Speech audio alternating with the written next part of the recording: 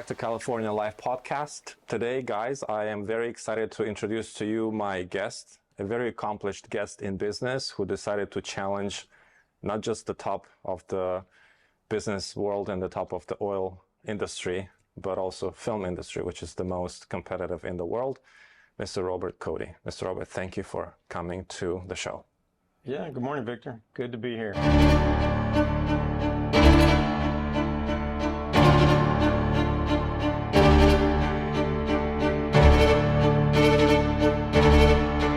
Mr. Robert, I would like to begin with your story, how you began your journey in the business, and maybe you could share with us some fun and challenging moments that you've encountered and obviously fixed. Sure.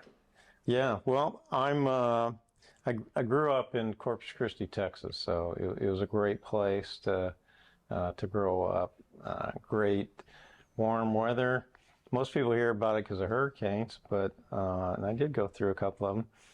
But it was a great place to grow up, playing a lot of tennis, and I still play tennis today. I've got a real passion for tennis, been to all the Grand Slams, and the beach was so close by, I could play tennis and go to the beach, so just a great way of life. And I'll just move on to university studies, and went to Trinity University in San Antonio, and then back to Corpus, to university there. Did get my BBA, and then went on to get my MBA in finance. So that was my passion in finance. Went to work for Gulf Oil. Mm-hmm. That was in the 1980s when oil business was really booming at the time. And my first position was an economic financial specialist. So I was working with reservoir engineers, and they had to go through me to get their new projects approved. Mm-hmm. This would be for approvals for new wells to be drilled, and then also plug backs. The oil business is pretty complex, but I loved it, doing cash flow analysis. So that was my first position. Gulf Oil made me their first supervisor, and then I realized that I enjoyed that, developing employees and motivating them, and that's something I really liked. And then Gulf Oil sent me to a field office, and there I had 12 ladies reporting to me. Great experience. I know that you're not supposed to get that close to your employees, but this was a small office, and you get to really learn what it's like, troubles people have in daily lives, and I loved it. It was a great position for me. Really improved my leadership skills. And then Chevron sent me to Midland, Texas, of all places. And I made a deal with them that they would pay for my indoor tennis club, so that worked out pretty well. They really do have tumbleweeds that people drag in their cars as they're going into the office. That's just the way it is in Midland, Texas. But eventually came out here to California, which I was excited about. And Chevron created a unique position for me. And so it was a economic IT analyst, which I worked with the American Petroleum Institute really closely. But my main position was developing relationships with our state and federal governments and developing new electronic standards. So I did that. At the time, the oil business and our state and federal governments didn't get along. We were paying them royalties, and there's always some kind of dispute. You're not paying enough, or whatever the reason was. But So when I approached the state and federal governments, I just did like I always did with business, and I like face-to-face meetings, like me and you do a lot of, Victor. And that's a way where you can develop a win-win situation with your business partner. So I did work really closely with the Bureau of Land Management, the Minerals Management Service, and then all of our different state and federal governments. And we were just getting rid of paper and going to electronic means. So it was a lot of efforts, a lot of flying, and I really enjoyed that part, working with people and being able to really make some big accomplishments where we were saving millions of dollars. It was a win-win situation. Right. That's the best kind of business you can be in, right? I can't agree more. Efficiency and being effective is number one resource in the business, whichever business that is. Yeah. I can remember being surprised at Chevron walking into the office, and I see these two gentlemen, pretty high-level officials within the Department of Interior, and they're giving me this really nice award. It was a statue of a running buffalo, and then they gave me this award. It was called the Citizens Award, which is really nice. So Beautiful. That's the highest award you can get. So that was pretty nice. I really appreciated that. But then from there, Chevron carved out a unique position where they wanted me to work with, there's really 21 countries around the world. So you went more to the international relations office. Did you keep also financial part of it, or you went strictly into international negotiations? Yeah, this was more IT related. Okay. They still wanted me to be in these large industry meetings working with our different industry partners. Right. And so I continued to take on those leadership roles, but then in a position where I actually had employees that worked with me really closely, teams in India, Right. in Manila, and Buenos Aires, so that we had 24-hour coverage. And Now, that's a very interesting thing because I grew up in international business, and I would love to discuss a few questions with you. Sure. And learn about your experience in this international, I would say, I call it the wild waters of business around the world, because it's so much different from what we have here in the US, within the US.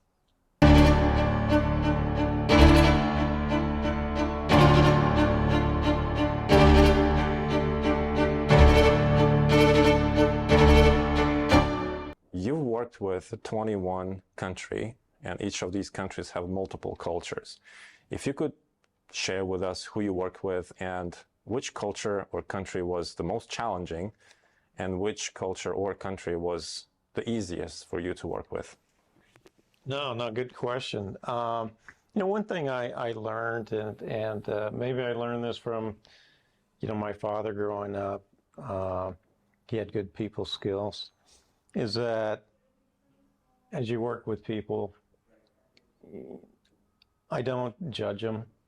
I try to develop a relationship and see where it goes. And being that I was working with so many different cultures, sometimes things don't come out the way that we understand it in English, but I can't speak their language. So, you just got to be patient and Right. realize. As far as challenging cultures, I would have to say Saudi Arabia and Kuwait was one. Now, these countries had a dual ownership, and at the time we called it the partial neutral zone. And so these countries were competing for this area of land at the same time.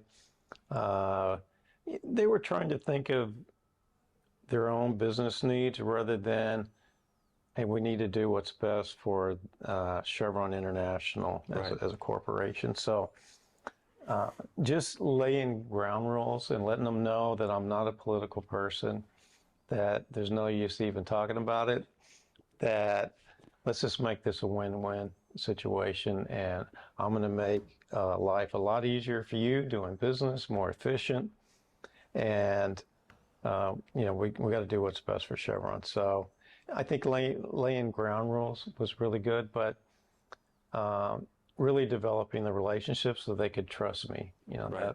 That was important. Right. And I can remember working with Thailand, which was a little different way you do business. Every country was a little different. I had to figure out. And I can remember my initial meetings where I would have the team in meetings, and I would just open the doors and say, okay, what's the issues that you're having? I already knew some of the big issues, but all of a sudden they would just say, no, Mr. Cody, everything's just fine. We're doing all right, and when can you come here? That sort of thing. And then I had explained to them that their job was to tell me the issues, and so that we could make sure we could solve them early on so they don't get bigger. But that was just the Thai culture. They really thought that their job was to just not bring me any trouble. No, that's not the way it works. Just to make you happy. Yeah. And so I just love the Thai culture, but that was interesting. And I can remember in working with China in Chengdu, I was working with a person that I realized early on that you really have to develop a business friendship first. And then they trust you, and they feel comfortable, and then they can talk issues. So I was trying to think of a way I could get this business relationship up and running quick. So I thought, oh yeah, I'm going to talk about panda bears.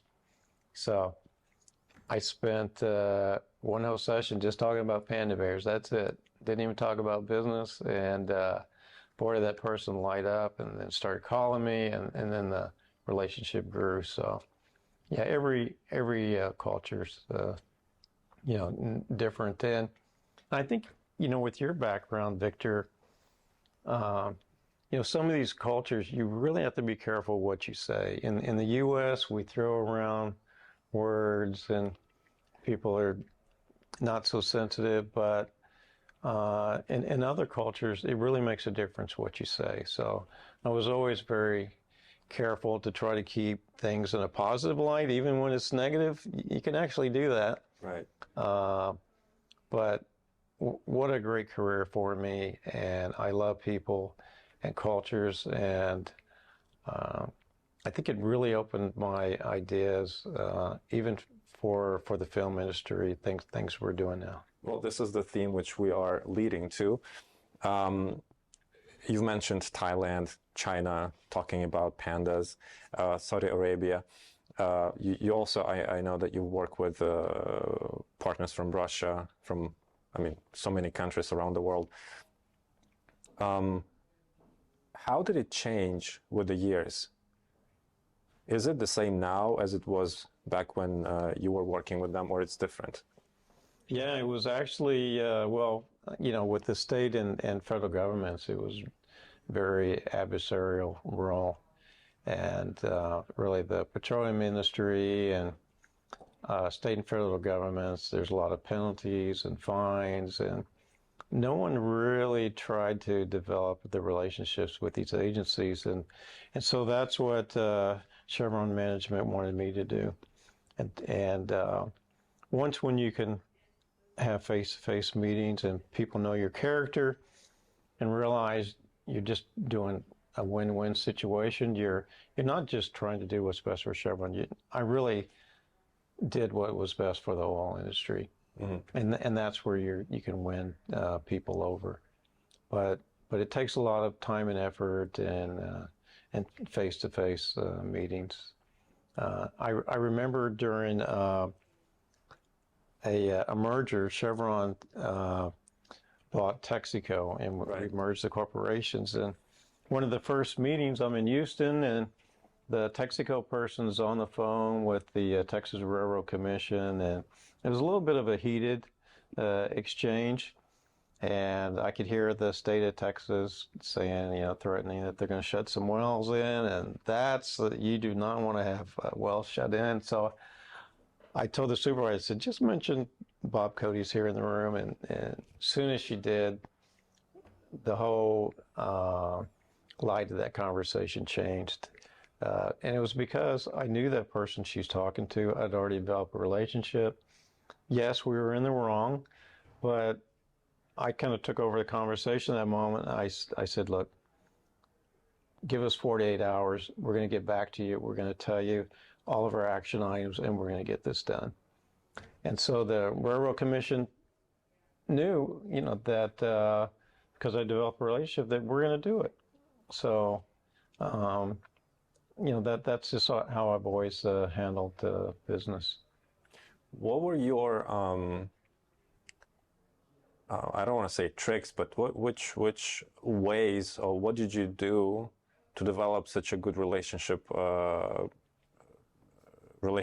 with the governmental institutions? Yeah, I think the way I build relationship is it really takes face to face. You have to be a good listener, and that's a challenge sometimes. And then find out really what their challenges are. And then one thing I've always tried to do is I've always tried to find a way to compliment someone, especially if they're really doing a good job, and write to their management and say, hey, this person is really vital to our efforts, and this is what we're accomplishing. So really just taking the time to reward people, and being a good listener, and being a partner to them. There's times when the federal government had to go through some of these electronic, really large committees. It's a lot of people. They're IT. They're very technical. Right. And they don't like changing these electronic standards. And I would stand up and defend them and explain why. So really just showing the partner you're really willing to take that extra effort. So, yeah. Well, it's great. We definitely have so many topics we could discuss with you. To me, we've had multiple meetings and we talked about different things in the business that we're also developing together. We'll be maybe slowly sharing with you guys, but you opened up to me as a very, very deep book of knowledge in negotiations, in building a relationship, and not just in the U.S., but around the world with different countries and cultures, and just your character.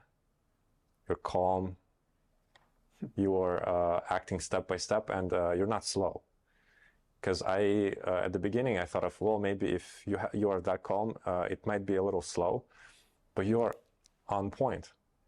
And like, wow, this is exciting. Now this is exciting. And then your personal stories from your relationship with your parents, tennis, how you develop relationships within the company, outside is just, again, the more I read about you, the more exciting I am to learn more. Wow. Nice compliments. I have to say that as I meet very gifted people, I come from the investment side. I've been in stock investing since high school. And I've met not just smart people, but I'll take it to the next level, brilliant. Right. And I've always tried to think, what makes them brilliant? What are they doing? How are they thinking? And I really try to emulate and practice what I'm learning from other people. And God, when you do that, I mean, it's just a real gift, and it's really motivating in life. Some of the people I get to hang around with in the investment world. I can tell you how my mornings normally go. I'm up around 5:30 in the morning. Right. And I make breakfast for my dog, and then I go into a live trading room. It's called the Jockey Club. It's with a company called Vector Vest, and there's quite a few users. But I go by Cody because there's so many Bobs in there, and the hosts like asking me questions, and I like helping others with investing. So that's, to me, it's very relaxing, it's rewarding, it's fun. And as far as the investment world, I really love options. And so there's going to be a lot of the viewers that's a little bit more advanced way to, and I'm with I found this firm called Options Animal. I know that's an unusual, but I just told you I like being around brilliant, not just smart, but like brilliant. And even though they're brilliant, can they teach you? Can they motivate you? Right. And these people do. Right. One of my instructors, his name is Eric Hell. He's a nuclear scientist. Wow. And he's teaching options, but he has such a passion. Me and him get along so well because we both love dogs, and he rescues dogs. Right. But there's number of there's like 5 different coaches, and I'm so happy that I'm with Options Animal and learning options. So that's really nice to have that background. But that really motivates me. So. Well, we'll continue talking about motivation. I'd like to talk also about your athletics side, and then the juiciest part, film. Yeah, good.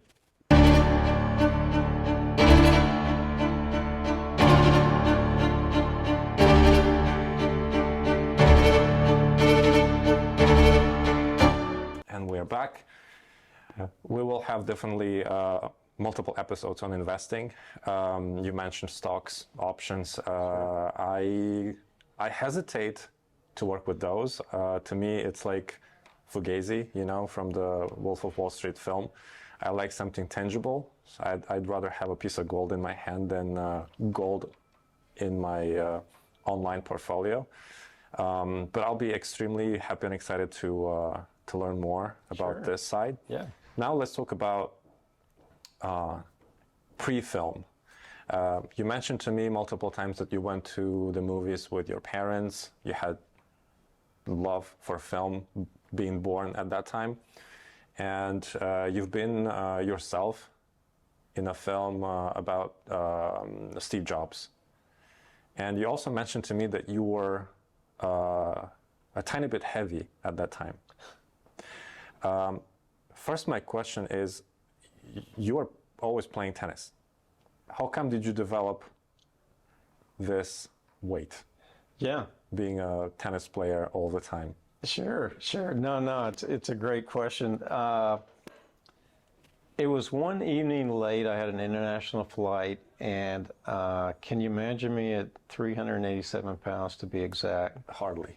I'm sitting on the plane. I can't even do the tray table down. I have 62-inch waist, Victor. And I thought about, I call it reinventing myself, you know, to different career paths and taking this, changing my mindset to this investment world. So I thought at that moment, all right, what's the next thing I want to do in life? And really what I wanted to do, I wanted to get back on the tennis court, but not get back on the tennis court and play really well, but I wanted a tennis coach. Mm-hmm. Okay, all the pros have one. Okay, why can't I have one? So I thought at that moment, I started jotting down a few bullet items, and I thought, why can't I take my investing mindset, which is you have to be very disciplined, it's rules-based. Right. Why can't I apply that to weight loss? Right. So, and I should tell you the reason why I gained all that weight is... Yes, please. I'm extremely curious. That's a lot. It's because at that time, not so much today probably, but at that time, Chevron was very generous with my budget. And so I really ate myself around the world. And so that's really how I got all that weight on me. But as you get bigger, you don't realize how big you are because you see yourself, every day and you don't think nothing about it. But so anyway, at that moment, I decided, and I jotted this down, I really did, and I'm actually writing a book about it. I've drafted quite a few chapters, but I'm going to turn myself into a Cody fat burning machine. That's what I said. Because I didn't want to do it the typical way. I figured you got to change the mindset, Right. right? And you got to be disciplined and you got to have rules. So I just started bullet iteming things. And then I seeked out the best of the best. I've always done that in the investment world and my career. So I seeked out a Harvard doctor, a doctor from UCLA getting advice, and I remember teaming a medical scientist.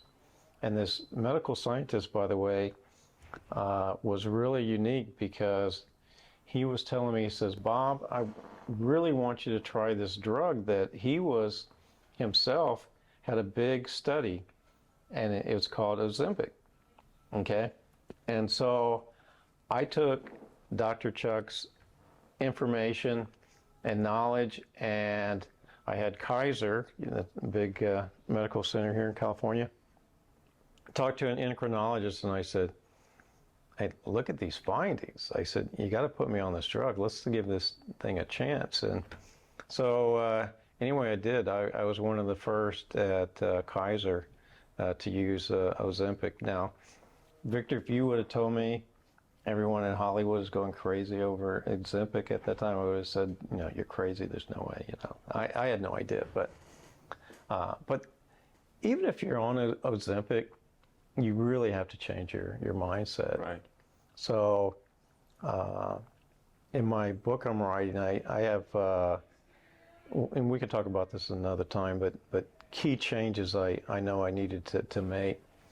And my conversations with my Harvard doctor, who had experiences working with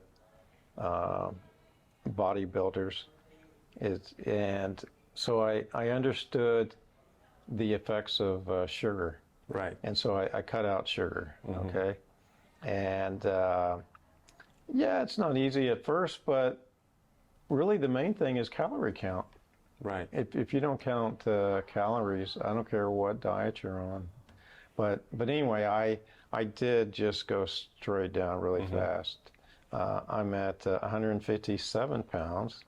That's 230-pound weight loss. And my energy levels are through the roof. I mean, I see the hours that you put in, your energy levels, and I'm telling you, when you have good health, I mean, that's the first step to real happiness in life. And what the Harvard doctor told me, he goes, Bob, he says, I know you want to buy all these tennis clothes, you want to get on the tennis court, but he said, the biggest benefit you're going to be excited about is the clarity of the mind and how powerful it is. And I couldn't really understand him, talking to him at 387 pounds, but then I realized, wow, when I wake up in the morning, I'm really clear. Right. When I go into these investment meetings, I can take on so much that I never could before. Absolutely. And I'm happy that you mentioned that because, as you know, I'm a big advocate for building brands. And whenever I talk to my friends or my clients, I'm telling them the way you look, your physique, is the first thing that people see. And if your suit, whether you're a lady or a gentleman, if it sits nice on a healthy body, people perceive it differently. Now, when your brand is developed, sure, you can maybe allow yourself to travel around the world and gain a few pounds.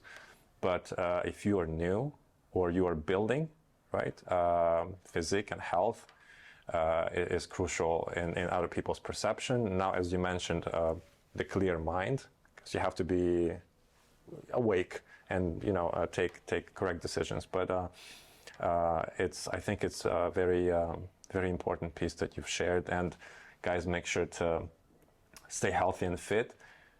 Who needs help? DM me the word Emmy, and I will send you my free guide on how to do push-ups and how to build your amount of push-ups within, well, if not a month, then maybe a few months, from 0 to 50. Take it, use it, and be healthy and look good. Back to you, Mr. Cody. You've had experience in a film about Steve Jobs. and you have your passion for film, which you've been building since you were a kid. Now, after a successful, very successful career in the business, with the businesses, you decided to challenge the world of business in film, the most challenging business in the world, the show business. How, why? Tell us about it. I'm excited to know about it. Sure. Yeah. Well, I've always had a passion for movies, and I'd mentioned to you before about my dad would take me to the movies, Right. and I realized at a young age that, wow, movies allow me to not only escape the real world, but more importantly, I could go in and I can sense and have these feelings of things I couldn't experience in real life. If a film is really done well, I'm the type of guy that I have to tell myself in movies sometimes, like, wow, don't tense up. Come on, Bob, it's just a movie, you know. But I get excited by film, and especially if you know, the way it's filmed, and you can take on those feelings and how it's captured. So Right. So I've always had the love of film.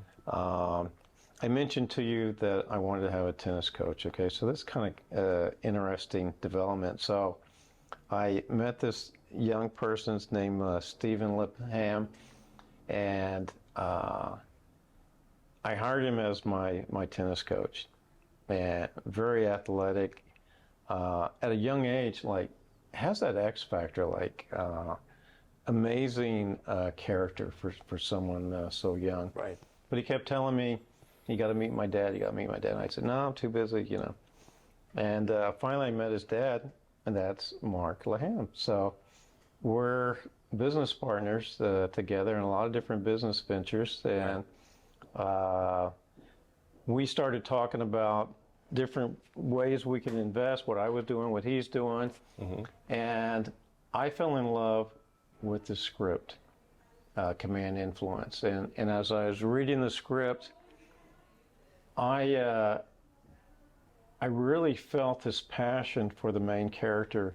Right. And his story really needed to be told to the world. And this is a movie that can make a real difference, and it's real life. If it's told properly, we can really improve the lives of our military men and women.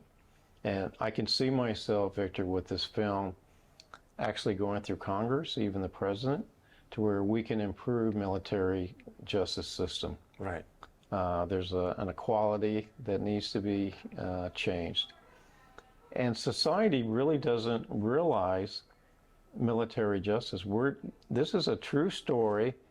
We're going to tell this in a way where when you go see this film, you're going to feel a real passion for our main character and what he went through. And I can see where together people can help us, and we can really make a difference. So that's the passion behind this film. When I met you, our conversations early on was I wanted to understand how you film things, your passion. I told you about how when I go to see a film, I want a film where I don't want anyone to get up to go get popcorn. I want you to tense up.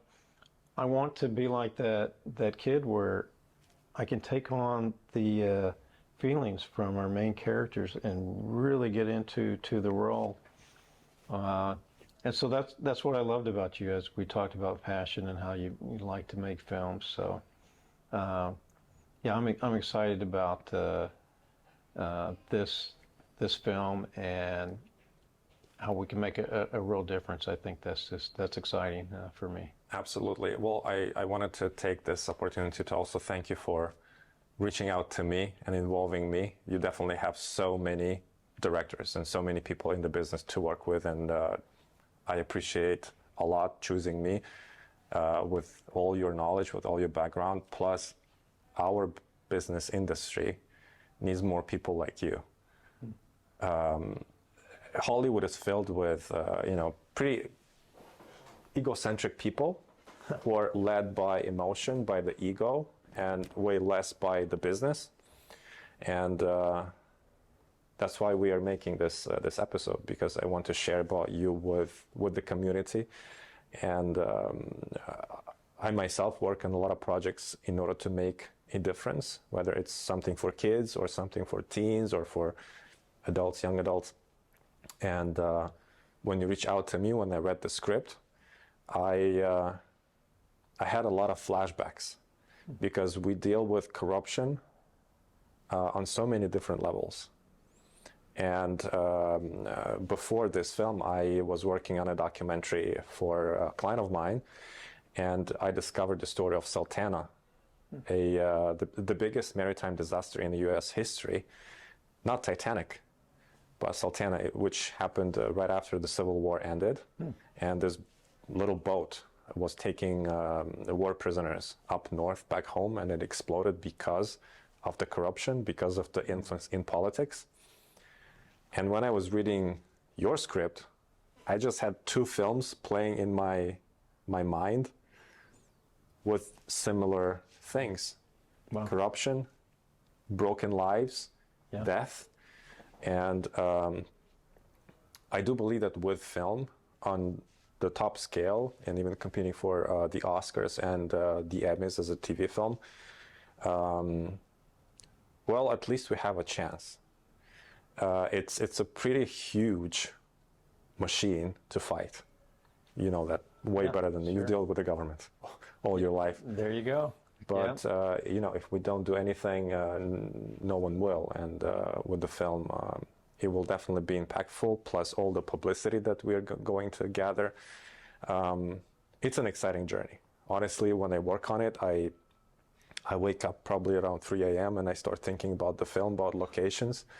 I don't like sleeping, And now with the script, with the film, to be honest with you, I don't even care if I have no house, no apartment. I can live off my truck. I want to make this film happen. It's done an impact on me, on my consciousness, and I keep thinking about this thing all the time. I see us giving Oscar speech. I see you giving your speech. I've practiced my speech. I've thought about it. No, please continue. Yeah, I mean, I could go on and on and on, because it's not just about making a good film to sell, which will sell, I'm sure. It's a very sellable topic. I've just watched a film about Ronald Reagan.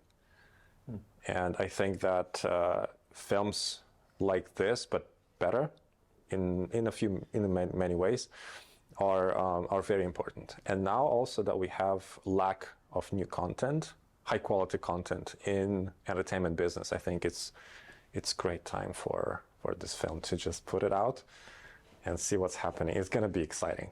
Connecting with our presidential elections, which are heating up everything around. Having this film, it will just blow up the whole thing. Yeah, I think the timing is going to be really good. And you're right, the films in the theaters, they just seem to be more films that have already been shown and repurpose again. Yeah, exactly. Yeah. We need some true life stories and films that can make a real difference. And I'm very passionate about our men and women in our military. I think I told you, because I flew a lot, I'm the kind of guy that I've always walked up to our men and women in uniform in the airports, and I just shake their hand. And sometimes you can get the sense if they want to talk or not. Right. I can remember one soldier, young, and he asked me to sit down with him, and I could see he was nervous, and I didn't know what. And I'm not going to talk to him about what they experienced, because it must have been horrible, right? Right. but I really admire him. So I told him, I said, come on, I want you to board the plane early with me because my status. And so as we walk in the plane, and it's first class, I knew what I was going to do. I said, where's your ticket? And I said, okay, you're getting my ticket, you're sitting here, and I'm going to go sit in the back of the plane. And I'll never forget, it was an American Airlines flight, and the plane takes off. The stewardess comes up and says, Mr. Cody, the pilot heard about your story, and they've made room for you. They want you to come back up. And I said, well, is there more room? I said, I see another soldier, just pick someone, let them sit up. And what happened, Victor, is that other people heard what I did. They all moved out of first, and now everyone insisted I go out. So I sat with him and these other soldiers, and of course they can't drink at all, but it's the least we could do for him. But he told me, I said, you know, why are you so nervous? You're going back home. You should be excited. And he goes, my wife had a baby, and I haven't seen the baby. And so I said, well, give me a little more specifics, because I'm a detailed guy. And he was nervous about what he was going to say to her and to the family. And so I immediately told him, I said, you know, in life, sometimes it's just being there. You don't have to say anything. Right. It's just, they're going to be excited you're there. You get to see the baby. Just stop thinking about what you have to say. Really, you're a hero. This should be a really exciting moment for you. So, yeah, that was a great moment. But, yeah, I think, well, I know this film's going to make a real difference for all of our military men and women. And military films usually do quite well internationally. Everyone has a military. Our movie is called Command Influence for a reason. That's the influences that an admiral had in the Navy. This is a true life story. Other countries have navies, command influence, and so this is going to be a film that the whole world should see, and I think it's going to make a real difference for other countries as well. Right, right. Yeah. Who else if not us? We can make the difference not just inside but also outside. Maybe even in all those 21 countries that you've yeah, maybe worked with. Maybe so. Yeah. But yeah, I'm excited. I know you're excited about the film industry and this film, and I can't tell you how many times at night I just got to tell myself, okay, Bob, stop thinking about this. And tomorrow's another day. But yeah, what a pleasure it's working with you, Victor. And you're the type of guy who we're always doing what's best for the film and making it, whether it's script changes or how we're filming the trailer. And yeah, it's been a pleasure, and yeah, I'm excited. Yeah.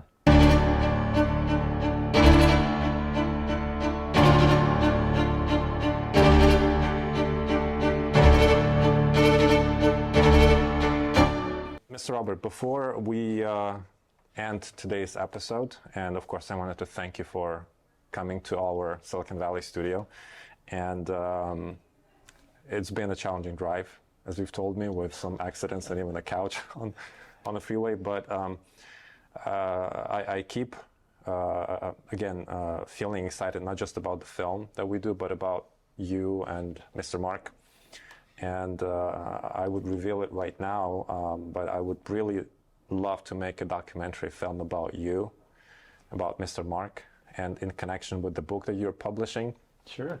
I think that will be a great, not just business move. I mean, you've gained whatever everybody wants. It's, you know, but what I think of is legacy.